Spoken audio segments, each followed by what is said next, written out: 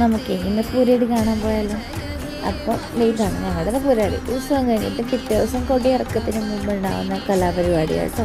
കുഞ്ഞു കുട്ടികളാണ്, ഒരു 10 വയസ്സിന് താഴെയുള്ള കുട്ടികളാണ് മെയിനായിട്ട്. അപ്പം നമുക്കത് കണ്ടിട്ട് വരാമല്ലോ. അപ്പോൾ ഞാനും കേട്ടിട്ടുണ്ട് കേട്ടോ. പോയത് അമ്പലത്തിലെത്തി. അപ്പോൾ ഇന്നലെ ആയിരുന്നു ഉത്സവം.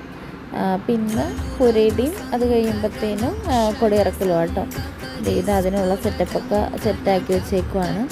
പിള്ളേരും അമ്മമാരൊക്കെയാണ് റെഡിയായിട്ട് നിൽക്കണേ. നല്ല വെയിലായിരുന്നു ഉച്ച സമയത്തായതുകൊണ്ട്. 12-12 മണിക്കായിരുന്നു. അതുകൊണ്ട് ഞങ്ങൾ തെങ്ങിൻ്റെ ചുവട്ടിൽ വെയിൽ നിൽക്കുവാണ്. കെട്ടിയേക്കുന്ന പന്തലിൻ്റെ അകത്തവിടെ ഉരൽ വെച്ചേക്കുന്നതുണ്ട്. ഇനി അലക്കി ഉണ്ടാവും.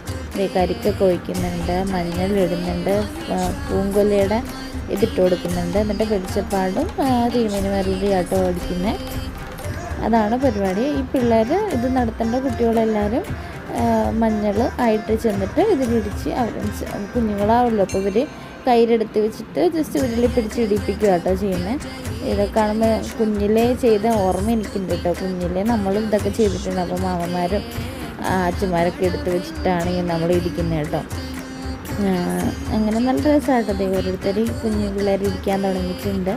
10-12 വയസ്സിന് പിന്നെ ചെയ്യാൻ പറ്റില്ല കേട്ടോ. അപ്പോൾ കുഞ്ഞിൻ്റെ ഉള്ളൊരു മെമ്മറീസൊക്കെയാണ് ഉത്സവവും ആഘോഷമൊക്കെ കൊടുക്കുന്നത്. എല്ലാവരും എളിയിലെടുത്തിട്ട് നിൽക്കുവാണ് കുട്ടികളെ. അപ്പോൾ അവർ ഇടിച്ചു കൊടുക്കുന്നുണ്ട്. വെളിച്ചപ്പാടത് ഉണ്ട പിടിച്ചിട്ട് അങ്ങോട്ട് മാറ്റി വയ്ക്കുന്നുണ്ട് കേട്ടോ. അത് കഴിഞ്ഞ് കുട്ടികളുടെ മുഖത്ത് ഈ മഞ്ഞൾ തേച്ച് കൊടുക്കും.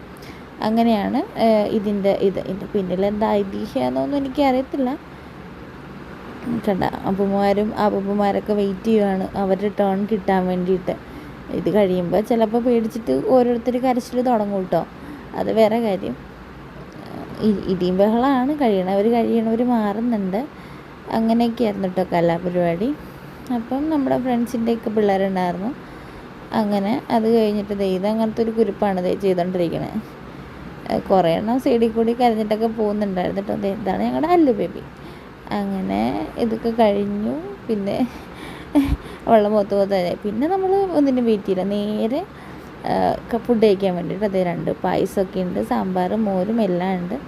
അപ്പോൾ ഫുഡൊക്കെ മേടിച്ചിട്ട് നമ്മൾ അന്നദാനം മേടിച്ചിട്ട് പോവാം കേട്ടോ.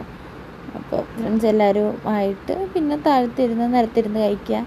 അതൊക്കെ രസമാണ്. എന്തൊക്കെ വീട്ടിലെത്ര ഇതുണ്ടാക്കിയാലും നമ്മളിവിടുത്തെ സാമ്പാറും അച്ചാറിൻ്റെയും ടേസ്റ്റ് അടിപൊളിയാണ്. അതാണ് ഇത് കഴിഞ്ഞാൽ കുടിയിറക്കം കഴിഞ്ഞാൽ പിള്ളേരെ ഹോളി കലാപരിപാടി ആയിരുന്നു കേട്ടോ. കളർ തേക്കലും പിന്നെ വെള്ളത്തിലിടലും അവിടുത്തെ കുളത്തിലൊക്കെ ഇതാക്കലായിരുന്നു. അപ്പോൾ ഞങ്ങൾ നല്ല ചൂടായതുകൊണ്ട് ഓരോ ഐസ്ക്രീം കഴിക്കാമെന്ന് ഓർത്തു. അങ്ങനെ ഐസ്ക്രീമൊക്കെ കാണിച്ച് വീട്ടിലേക്ക് വിട്ടു.